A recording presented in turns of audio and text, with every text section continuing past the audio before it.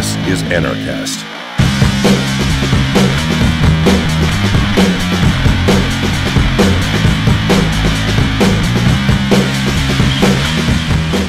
Hey everybody, welcome to another edition of Anarchast, your home for anarchy on the internet. I have Cathy Reisenwitz coming in from the belly of the beast, Washington District of Criminals.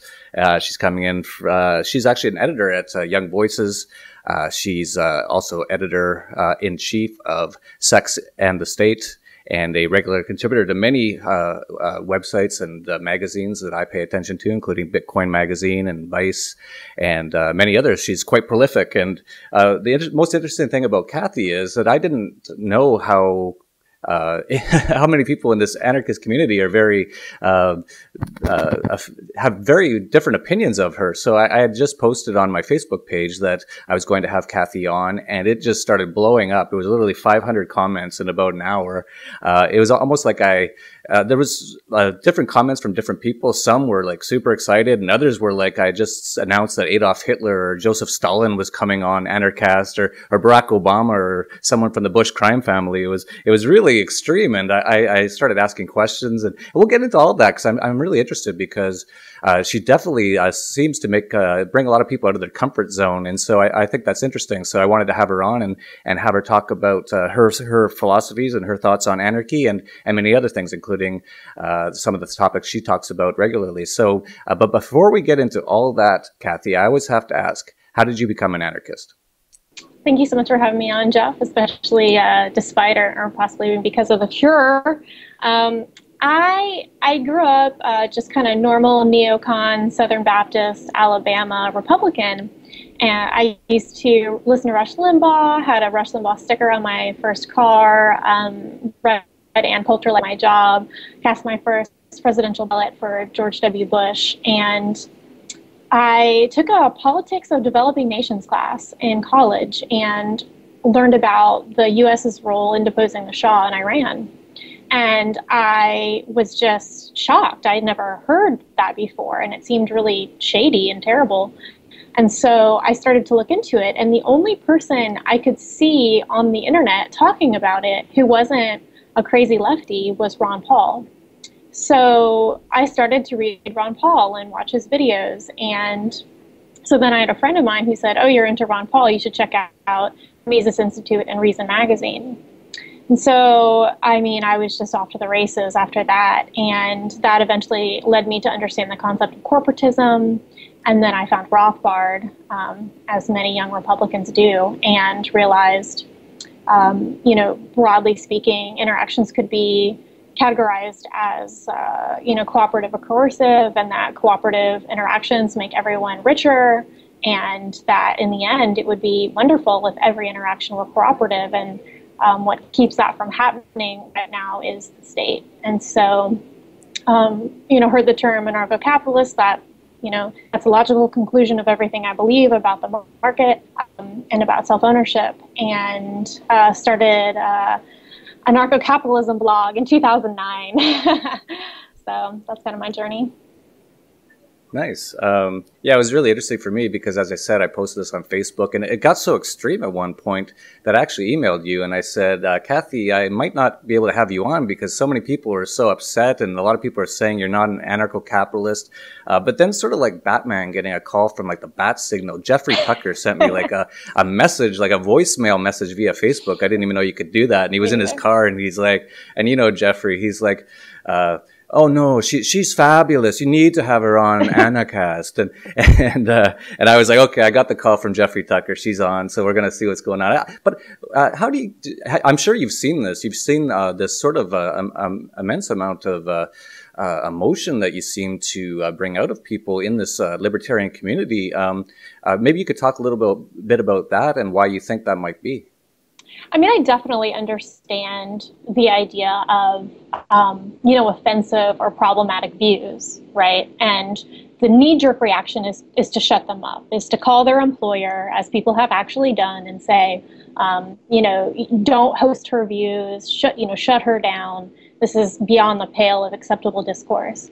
However, I think that ultimately, if we believe in markets and we believe in free speech, what we're essentially saying is we're operating in a marketplace of ideas. And so, you know, I'm Toyota. You can either be Ford and compete with me and create better ideas, or you can ask people not to buy Toyotas. And to me, it's a better, more beautiful world when we compete and we offer more ideas instead of trying to offer fewer ideas and shut debate down. And so that's kind of like what I would challenge my detractors to. Instead of saying, you know, you're not doing it good enough, well, you're right, I'm not. You know, innovation should never cease, and my message isn't perfect. But the way to get a more perfect message isn't to shut down imperfect messengers, it's to make a better message.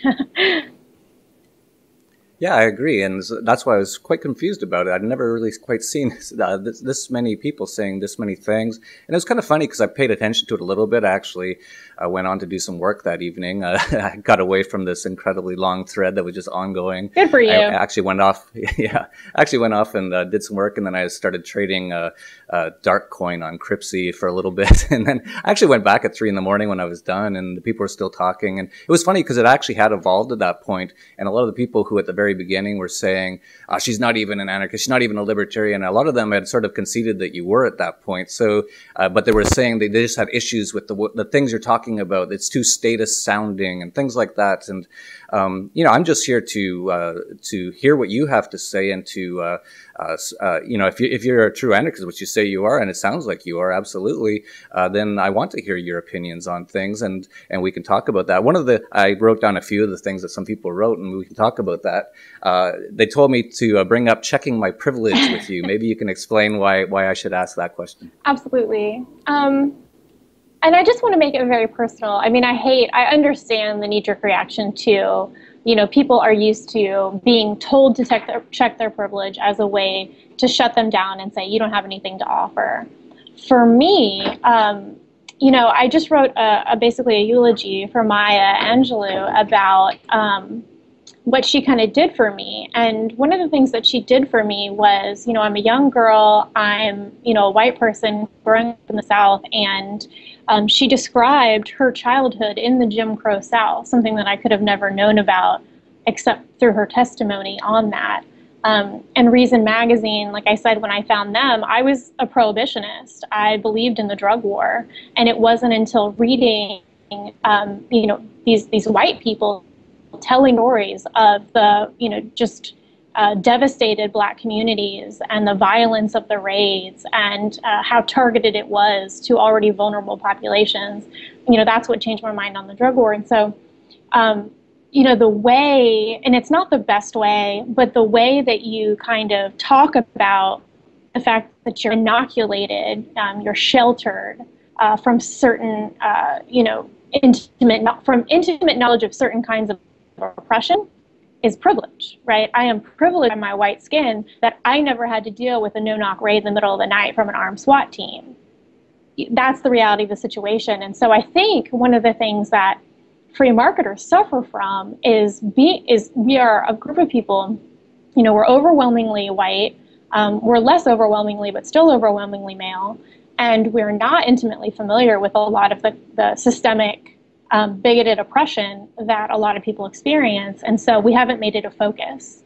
So what I would like to do is to see libertarians understand the holes in our understanding so that we can address these issues and be relevant to people who don't necessarily look like us. Yeah, one of the things I brought up on Facebook is that, and people were saying that you are definitely talking to a market that seems to bring in or to appeal to a lot of what people would call liberals nowadays. With talking about these issues. And I said I have no problem with that. If you're talking in a certain way that is empathetic to certain people and they grab onto it and it actually brings them closer to a better understanding of how we can solve these problems, which is through true self-ownership and peaceful voluntary transactions, non-aggression, I think that's fantastic. The only thing I would comment on that you just said is that you said that most of the libertarians are mostly male and white. I actually think that I've traveled the world. I've been to about 100 countries. I'm coming in from Mexico right now. I actually think most people in the world are actually anarchists. It's actually only in the U.S. where this is sort of a new idea, which is sort of funny because, you know, the whole propaganda in the U.S. is that it's the land of the free and all that sort of stuff. But hardly anyone there seems to understand liberty anymore. And you were right. In the U.S., it seems to be that is more of the kind of people who have been into this sort of a thing. But I think around the world, it's all kinds of people. And me personally, I don't really look at people as groups very much, but I do recognize realities as well. And yes, you're correct. If you are a white person who is living in the USSA, you are probably going to be bothered a little bit less, although that's changing. I've been noticing they seem to just be going after everybody now. But then a person who has a darker skin, they've been more targeted by the government in the past. But nowadays, they just seem to be going after everybody. It's just turning into a complete police state in the U.S. It is, and I will definitely cop to my ignorance about the world in general outside of the U.S. And I mean, I think you're right. I think that there's a lot of opportunity for liberty outside the U.S. And SFL is actually doing some amazing stuff in that arena. So it's very exciting to see. So when I make generalizations about libertarians, it's actually a very small group of individuals I'm talking about. And definitely, I don't think that, you know, opportunities for liberty and for organizing people around anarchist ideas. I mean, the most exciting things around anarchy are happening outside of the U.S. Absolutely. Even as ignorant as I am, I see that. Well, actually, I would sort of disagree. I'd flip the tables again here a little bit and say that as interesting as it is, for example, in Mexico, there's a lot of vigilante groups, and they'll just go and kick the government out of town, and they'll kick anyone out of town who's violent, and I think that's great. But a lot of people in the U.S. will look at that and say, oh, that's anarchy, that's terrible. Look, they just, you know, killed the mayor. It's like, I'm not for killing anybody who's not being aggressive against you, but I can definitely understand where that comes from. But on the other side, and this is sort of my point, is a lot of the thought about the real philosophy behind anarchy and libertarianism has definitely come out of the West in recent decades. A lot of the real people who have moved this sort of ideology forward are people like Murray Rothbard, and now, of course, we have all kinds of people, including Jeffrey Tucker and many others, who are, a lot of them are in the U.S. So it's kind of funny because just seeing the dynamics of that a lot of the real thought, because there's not a lot of necessarily real deep philosophical thought on these topics in other regions as much. They're just more like, hey, just don't fuck with me and leave me alone. And so they kind of understand the idea of just don't aggress against me, I won't aggress against you. Whereas in the US, it's more like people are looking into the philosophy more and more and trying to figure out how this can be re-brought back into the culture in the US. No, I think that's definitely true. I mean, I was more referring to action with startup cities specifically, being outside the U.S. That's really exciting to me. But you're right. I mean, the thought and the philosophy on anarchism is very concentrated in the U.S. and the West because we've had the prosperity to be able to support people who sit around and think and write and study, and that's really, I mean, this is kind of a side note, but I just want to kind of say it because it's so true. When I talk about material prosperity being something that's really important to me as like a value. So why anarchy? Well, anarchy provides the situation where people can have the most voluntary interactions, and voluntary interactions over property lead to prosperity. Why is prosperity good? So we can sit around and think, right? So we can write and philosophize and create new systems and think of ways to get even more prosperous and be free. So, yeah, but you're absolutely right. You need that kind of material prosperity to create the new thought systems necessary to experiment. Yeah, it's very interesting. And, you know, if I don't start asking harder questions and get you to say something terrible, I'm going to lose a lot of fans because I had one who said that if you don't make her cry by the end of the interview, I'm going to light my keyboard on fire. And so far you haven't said anything I disagree with at all. So I'm just going to try to pick a few things here and see if I can find something that I see really wrong in your ideology. Let's just bring up one that I just saw recently. I didn't even watch or read the article, whatever it was. It was something about Bitcoin is racist or something. What was that all about? Oh man, I have to be honest with you. I am constantly shocked by, and this is a perfect example of, Bitcoin is a protocol, right? A protocol cannot be racist. That is the dumbest thing I could think of possibly thinking of. And so that anyone would ascribe to me something too stupid for words it just blows my mind. No, of course, Bitcoin isn't racist. It's a protocol. What I said, and what was actually in the thread, so I don't know if people are just not able to read, is that the issues of privilege, of racism, of sexism, they apply. If there's any act of society which hasn't been touched by the legacy of sexism and racism. An article in, I think Progress about Bitcoin's privilege problem. And so what I tweeted was, the sad thing is there is a point to be made here. This article just does a terrible job of it. And so, I wrote a takedown of the article and kind of clarified my position. I corrected some misinformation in the article, but I said, Bitcoin has the potential to help the poorest among us by offering them banking services, because we've got a huge, in this country and across the world, problem of, being unbanked and underbanked. And so, but the issue is there is a certain amount of technical literacy. And it's a problem kind of being leapfrogged in other countries as people go straight to mobile. But in this country, technical literacy is not evenly distributed, right? Women and ethnic minorities, specifically Black people, Black kids are less likely to grow up with a computer in the home. Women are kind of in various ways told tech isn't for them. And so those are issues that we're going to have to overcome in order to promote widespread adoption so the people who need it the most can get it the soonest. And so that was my point. And I think it's really, really non-controversial. And I always do. When I make these kinds of points, they always seem really non-controversial to me. But it's like people hear race or people hear sexism and they just kind of lose their minds and their ability to think critically for a second, which I think is really problematic, not just from a critical thinking perspective, but from a marketing perspective. If we can't address these issues in a sane, kind, constructive way, that's a huge turnoff for people who can.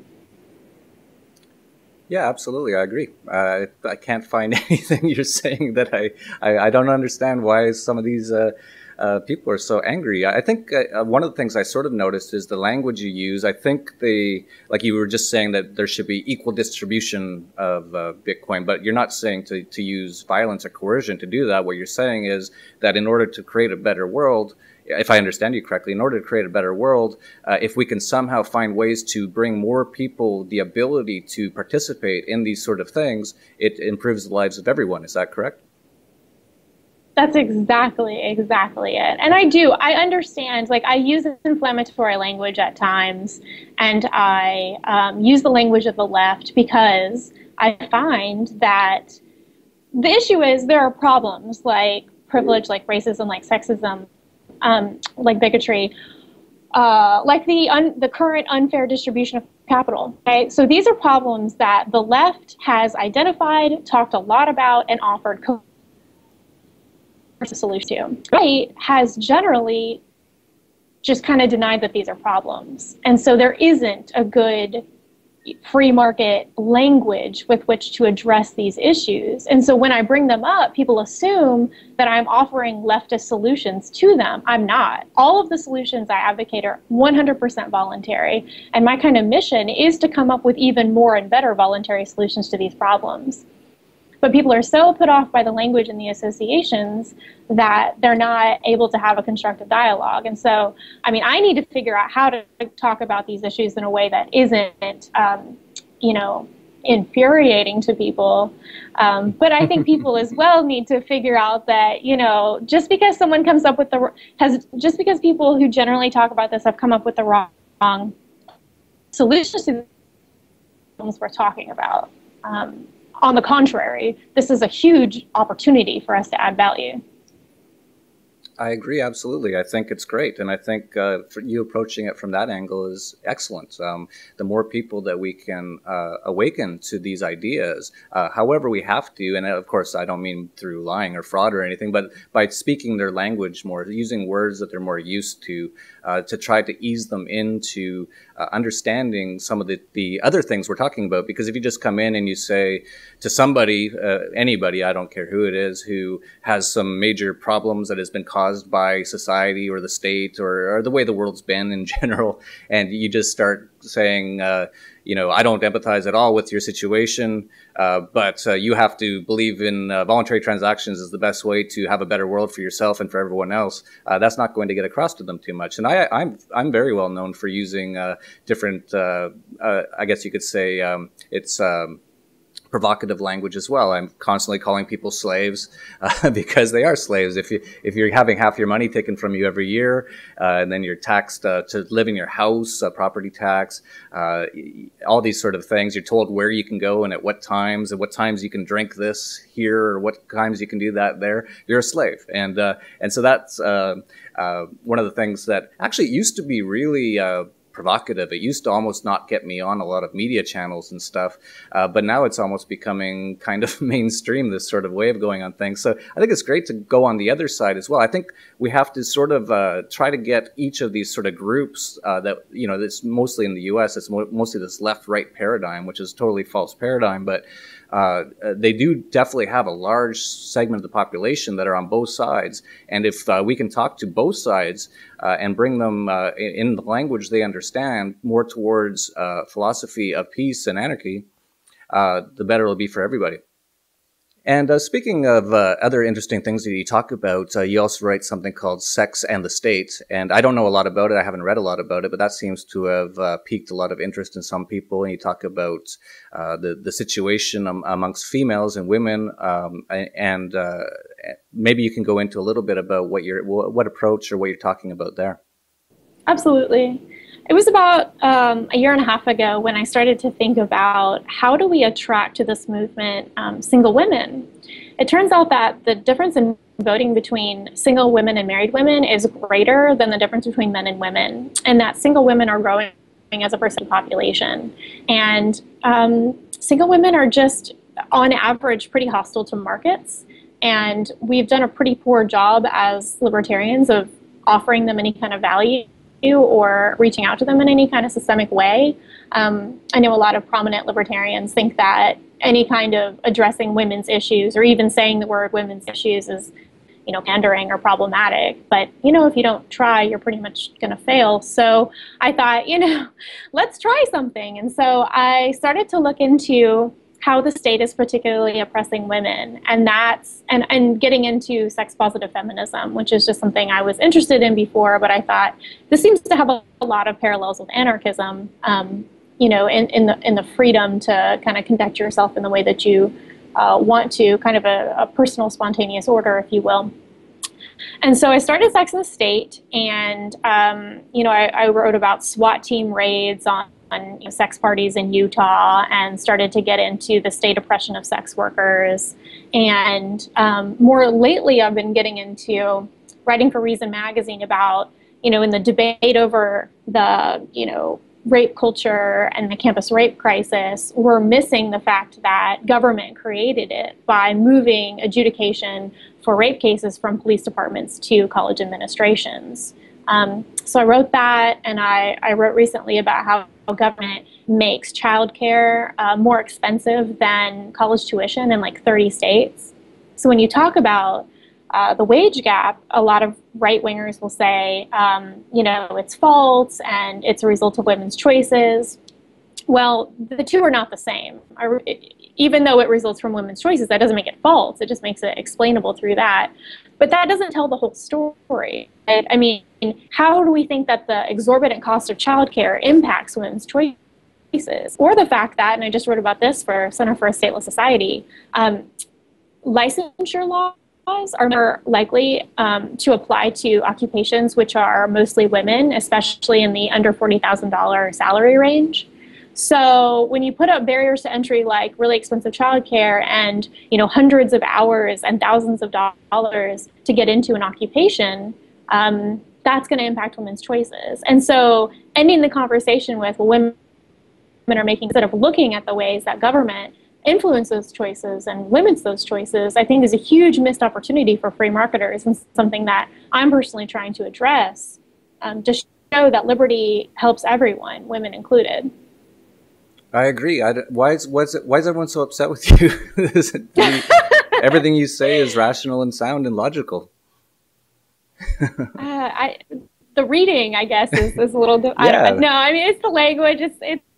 It's topics. I'm not the first one to talk about gender equality and libertarianism.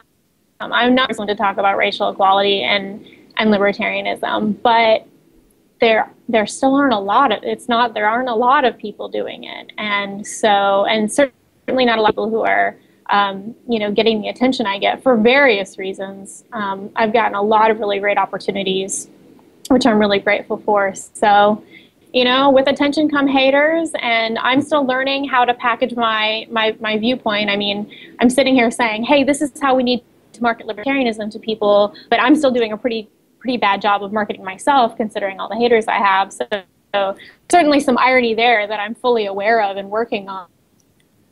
Well, actually, I'm not sure that because sorry to cut you off. Go ahead. Sorry, we had an internet pause there, so I didn't hear you talking. Go ahead. From it. I think we got some delay here. I'll just continue on because we have some delay. But I don't think you're necessarily doing anything wrong. Oh, hang on. We've got the internet cutting out here again. Let's just see if it comes back.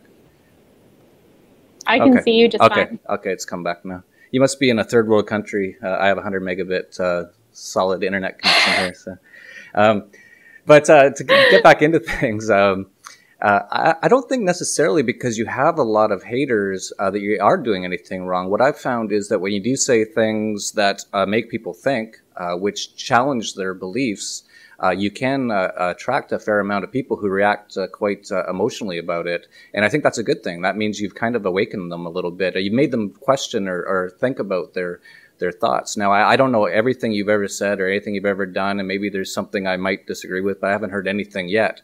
One thing I do want to bring up is this Center for the Stateless Society. I don't know a lot about that either. But a bunch of people who were talking yesterday were all saying it's an anti-capitalist blog. Is that what's your take on that blog? I mean, so it depends on what you mean by capitalism. Obviously, like we need to define our terms. Yes, of course. I think that if by capitalism, and most people when they say capitalism, what they actually mean is a mixed economy where you have a state which at least partially regulates the economy. And obviously, like you, they, we're all anarchists, so we're not for capitalism. We're exchange. And I'm sure some of them, would describe themselves as anti-capitalists. I think what they're upset, like we're all upset with corporatism. And we should be because it's wrong in every way, shape, and form. Right. Where a lot of the Center for Stateless Society people, part of the leftism of that group is that they are not particularly enamored with private property. And I understand some of the objections. Like if we completely got rid of the state right now, but we didn't do anything about the current distribution of capital, we would still have a pretty immoral system because the way capital is currently distributed is a result of both market interactions and coercion and corporatism, right? And violence. Like we need to acknowledge that. And they do a good job of acknowledging that where a lot of free marketers don't. However, I personally do support private property because I think that what I value ultimately is prosperity and that private property is necessary to achieving prosperity. Other people are anarchists because they value, equality or, different things. And that's ultimately a value judgment. That's just not where I'm at. I value prosperity, so I support private property. Yeah, it's interesting what you were saying about the Center for the Stateless Society and capitalism. And the biggest issue that I think we have, or one of the bigger issues, is with the definition of terms. The word capitalism, same as the word anarchy, has all been skewed, and people use it in different terms the way that you just described. When I use the word capitalism, I just mean the voluntary exchange of voluntary transactions, and that's all I mean by it. But some people, a lot of people, especially in the U.S. and all around the world, because of what's in the media, use the term capitalism to mean what actually is fascism or corporatism or capitalism in the U.S., which is nothing even close to capitalism the way I use the term, which is voluntary transactions. So in true voluntary transactions, or agorism, I guess you could call it, or whatever word you want to use, the U.S. does not have that sort of economy. If you want to call capitalism voluntary transactions, the U.S. does not have capitalism, because capitalism doesn't have a central bank. Capitalism doesn't have taxes. Capitalism doesn't have regulations that are used, violent regulations that are imposed upon people. So these are sort of some of the things we're going to have to overcome to get our message across, is getting through all these misunderstanding of these words. And so I think it's great to be bringing up these topics from different angles and trying to get people to understand what we're talking about. And you brought up private property. That's also an interesting topic, and I'm glad to hear you do believe in private property. I also do as well. I think even the what they call anarcho-communists, which I just call communists, because in many ways all they are is communists. They just sort of like the anarchy word, and they take the past people who had some anarchist philosophy from the old Soviet Union and people who are quite communist as being the true meaning of anarchy or whatever it is. But they believe in private property, because anytime I meet a so-called anarcho-communist, they tell me they don't believe in private property, I immediately grab their iPhone and start to walk away. They quite quickly are not very happy about that, and then we get into a discussion. But anyway, it's very interesting to hear your views. I really don't have anything I disagree with at all. I was all getting ready for some sort of fight, or to make you cry, or to make me cry, and so I don't know. It's really great to have you on, though, because I think this helps to. So I try to come up with some tears.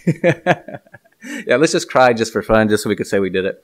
But yeah, no, it's great to get these. I want to save the keyboard. Don't destroy good property. Yeah, well, why would you destroy perfectly usable capital? Don't do that for no reason whatsoever. Actually, the person, I think you probably are aware of him, that was the most extreme about being against you was a person named Chris Cantwell, who was a prior guest on Anarchast. And so it's kind of interesting that I've had two guests on Anarchast, and one's really kind of against you. But based on this interview so far, I don't think there's anything that he could really be against. So I'm not sure.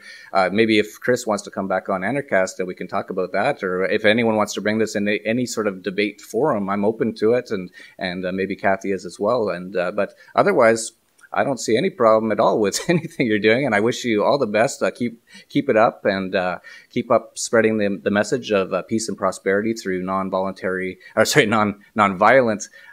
action, non-voluntary.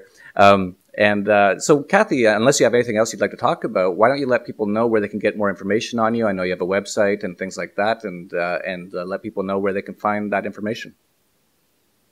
Thank you so much, Jeff, for having me on. It's been a real pleasure, and I love talking about this stuff. So I am on Twitter a lot, probably too much. I'm at Cathy Reisenwitz, CathyReisenwitz. My blog is Sex and the State, which you can find either by Googling Sex and the State, or it's CathyReisenwitz.com. I'm on Facebook, Facebook.com/Cathy Reisenwitz.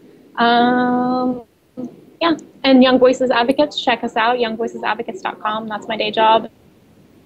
And it's a lot of really amazing young libertarian thinkers that you should definitely follow.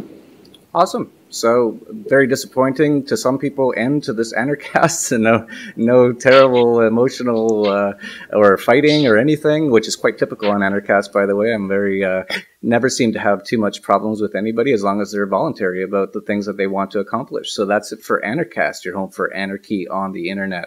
Peace, love, and anarchy. This is Anarchast.